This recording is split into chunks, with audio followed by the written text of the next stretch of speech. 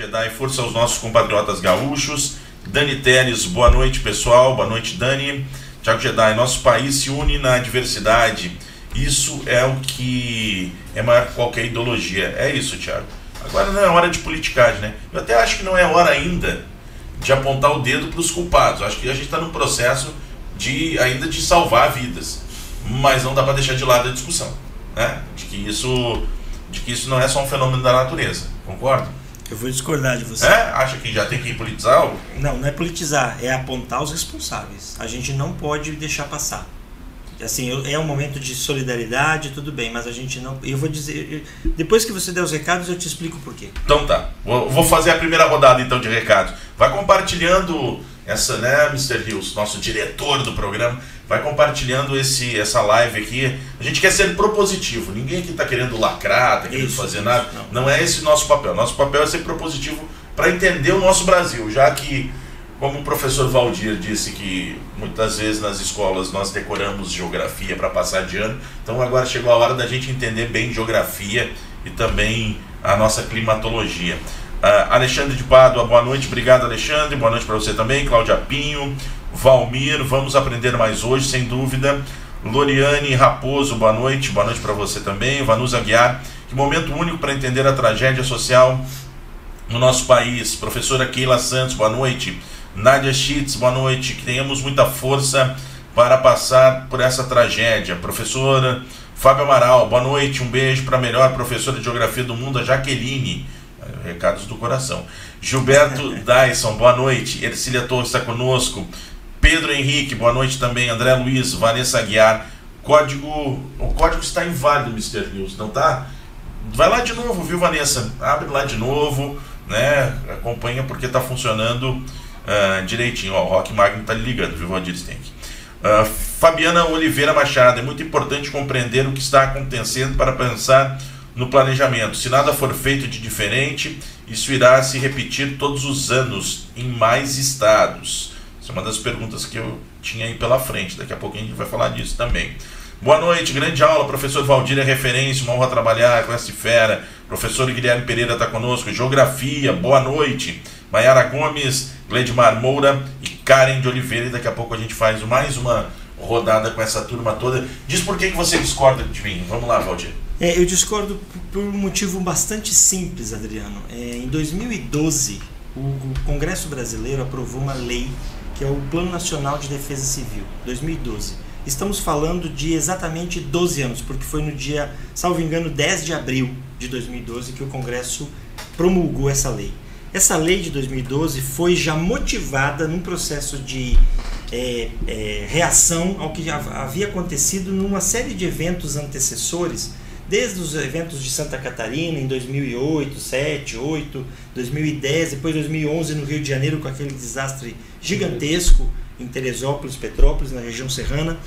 E aí, em função disso, o Brasil fez um grande movimento do ponto de vista de olhar para o território e oferecer, do ponto de vista legislativo, instrumentos para que prefeituras, estados e a União fizessem o planejamento do território com esse marco que é a Lei 12.608 de 2012. Então nós estamos retrocedendo 12 anos. E de lá para cá foi feito muito pouco. O que foi feito foi os municípios de maior risco, que são classificados aí e monitorados pelo CEMADEM, que no período aí 2017, 2018, 2019 até 2022 o CEMADEM foi assim esfacelado, né? E é o nosso centro de monitoramento de desastres. Então o CEMADEM ficou à deriva num processo de 5 anos pelo menos, com baixa quantidade de pessoas trabalhando, com pouco investimento. E vejam, nós estamos falando então de ferramentas que nós temos. Nós temos um centro que precisa ser revisitado urgentemente, não é para amanhã, não é para ontem. Nós temos uma política nacional que diz para o prefeito, assim, prefeito, faça isto, e a lista é grande. As tarefas que o prefeito pode fazer a partir de uma lei que lhe ampara: mapeamento de risco, de zonas de inundação, mapeamento de topografia, áreas de preservação permanente, drenagem dos canais, ou seja, planejamento do seu território. E se o município é pequeno, a própria legislação garante que ele faça consórcio com outros municípios. E o que me causa... Por que eu estou dizendo isso? Para discordar de você, com todo carinho. Não, a gente está num debate democrático para entender o que acontece. Exatamente, né? A gente, no futebol, a gente não discorda, né? Claro, não, de forma alguma. Então, assim, a questão é exatamente isso. 12 anos e a gente fez muito pouco. Eu não vou dizer que a gente não fez nada, mas a gente fez muito pouco. Se eu pegar o caso, por exemplo, eu vou pegar uma frase, eu não quero politizar, mas eu acho que é importante a gente colocar. O governador do Rio Grande do Sul disse assim, não é hora de apontar culpados. Por isso que eu discordo. Porque o governador do Rio Grande do Sul está no seu segundo mandato. E ele cortou recursos. Então assim, desde 2019 para cá. Em 2011, Adriano, em 2011 eu escrevi um texto simples, que eu publiquei no Correio Brasiliense, no jornal local aqui, sobre a chuva em Brasília. Nós tivemos um evento aqui e eu escrevi um textinho assim, um texto curto, simples de jornal. E eu dizia assim, a culpa não é da chuva. Porque o gestor público, seja ele em todas as esferas, União, Estados e municípios, ele se vale da chuva como seu escudo. O discurso é, choveu demais. Os modelos não previam isso. Eu entendo que de fato tem esse episódios que fogem da curva. Esse episódio, independentemente de estar preparado ou não, jeito que foi o volume, mas poderia ser um pouco menor. Mas o dano poderia ser menor. Veja, e eu não estou falando só do mapeamento da cidade, de dizer aonde vai inundar.